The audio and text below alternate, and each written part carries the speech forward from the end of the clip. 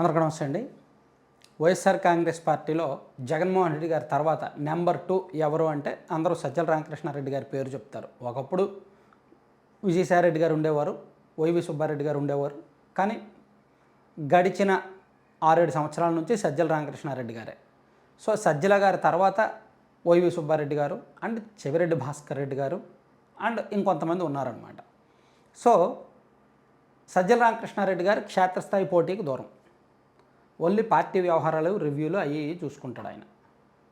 కానీ పెద్దిరెడ్డి రామచంద్రారెడ్డి గారు, చెవిరెడ్డి భాస్కర్ రెడ్డి గారు అండ్ వైవి సుబ్బారెడ్డి గారు వీళ్ళందరూ కూడా గతంలో రాజకీయాల్లో పెద్దిరెడ్డి గారు ఇప్పటికీ ఎమ్మెల్యేగా ఉన్నారు అండ్ ప్రజా సంబంధాలు కలిగి ఉన్నారు. ఆయనకంటూ ఒక నియోజకవర్గం ఉంది. చెవిరెడ్డి భాస్కర్ రెడ్డి గారు గతంలో 2 సార్లు ఎమ్మెల్యేగా పనిచేశారు. మొన్న ఎన్నికల్లో ఎంపీగా పోటీ చేసి ఓడిపోయారు.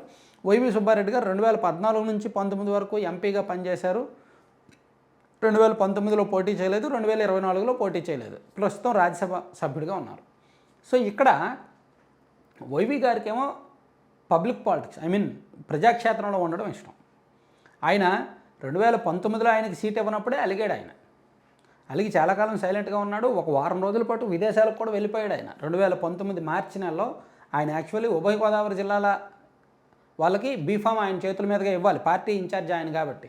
కానీ ఆయనకి ఎంపీ సీట్ ఇవ్వలేదని చెప్పి మాగుంటను పార్టీలోకి తీసుకొచ్చి ఎంపీ సీట్ ఇచ్చారని చెప్పి ఆయన మార్చి 13, 14 తేదీల్లో విదేశాలకు వెళ్ళి ఒక 10 రోజుల తర్వాత వచ్చాడనమాట.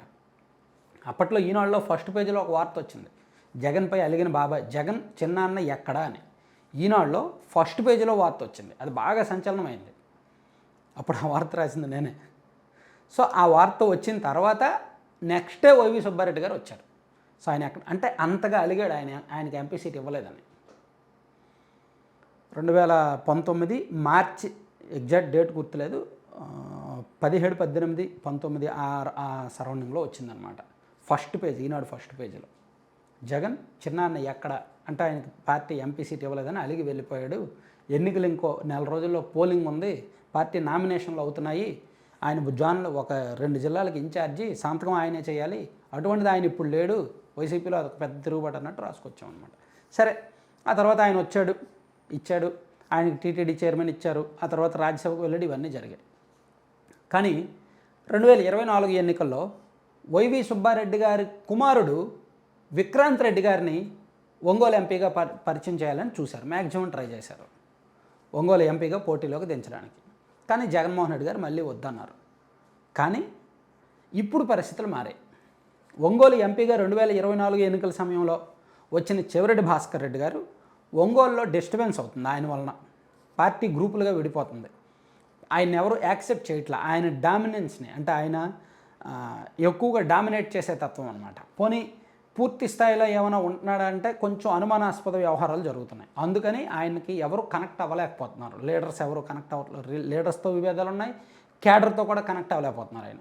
అందుకని జగన్మోహన్ రెడ్డి గారు చెవిరెడ్డి భాస్కర్ రెడ్డి గారిని చంద్రగిరికే పరిమితం చేయాలనుకుంటున్నారు. పైగా అక్కడ చంద్రగిరి నియోజకవర్గంలో పులవర్తి నాని గారు చాప కింద నీరులాగా చాలా జాగ్రత్తగా పాతుకుపోతున్నారనమాట. ఫస్ట్ టైం ఆయన ఎమ్మెల్యేగా గెలిచారు.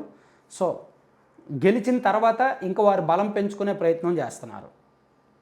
సో ఒకవైపు నాని గారు, మరోవైపు వారి వైఫ్ సుధారెడ్డి గారు కావచ్చు అండ్ వినీల్, అంటే వాళ్ళు ఫ్యామిలీ మొత్తం అందుబాటులో ఉంటూ, ఒకవేళ ఒకరు కాకపోతే ఒకరైనా పబ్లిక్ గ్రీవెన్స్ తీసుకుంటూ క్యాడర్కు అందుబాటులో ఉంటూ మ్యాక్సిమం ఎఫర్ట్స్ పెడుతున్నారు. అంటే పూర్తి స్థాయిలో అది టీడీపీకి కంచుకోటగా, వాళ్ళ ఫ్యామిలీకి కంచుకోటగా మార్చే ప్రయత్నం చేస్తున్నారు. సో అంటే అక్కడ మోహిత్ రెడ్డి బలం సరిపోవట్ల వీళ్ళని ఇచ్చేయడానికి, డీల్ చేయడానికి. అక్కడ రాజకీయం అండ్ వైసీపీ క్యాడర్ని డీల్ చేయడానికి వీళ్ళ మోహిత్ రెడ్డి బలం సరిపోవట్ల. అందుకని చెవిరెడ్డి భాస్కర్ రెడ్డిని ఒంగోలు పార్లమెంట్ ఇంకా అవసరం లేదు, చంద్రగిరికే వెళ్ళండి, చంద్రగిరి నుంచే మీరు పోటీ చేయండి, మోహిత్ రెడ్డికి ఇప్పుడు అవసరం వద్దు అని జగన్మోహన్ రెడ్డి గారు చెప్పారనేది ఒక టాక్ అనమాట. వైసీపీలో అంతర్గతంగా వినిపిస్తున్న టాక్. అందుకని చెవిరెడ్డి గారు చంద్రగిరికి వెళ్ళి చంద్రగిరి నుంచే పోటీ చేసే అవకాశం ఉంది. చెవిరెడ్డి భాస్కర్ రెడ్డి గారు ఒంగోలు ఎంపీగా వైవి సుబ్బారెడ్డి గారు కానీ లేదా వారి కుమారుడు విక్రాంత్ రెడ్డి కానీ వచ్చే అవకాశం ఉంది. ఎందుకంటే వీళ్ళ సొంత జిల్లా అక్కడే, ఉమ్మడి ప్రకాశం జిల్లాలో మేదరమెట్లో వెళ్ళదు. సో సుబ్బారెడ్డి గారికి కూడా అక్కడే ఉండాలని ఉంది. ఇంతకుముందు బాలినేని గారు పెద్ద అడ్డంకి, బాలినేని గారు ఇప్పుడు పార్టీలోనే లేరు. సో ఇంకా అడ్డంకి ఏమీ లేదు. అక్కడ క్యాడర్ కూడా మ్యాక్సిమం వైవి గారితో కనెక్ట్ అయి ఉన్నారు. కాబట్టి వచ్చే ఎన్నికల నాటికి అక్కడ ఒంగోలు ఎంపీ అభ్యర్థిగా అయితే సుబ్బారెడ్డి గారు లేదా వాళ్ళ అబ్బాయి విక్రాంత్ రెడ్డి పోటీ చేసే అవకాశాలు అయితే ఉన్నాయన్నమాట. Thank you.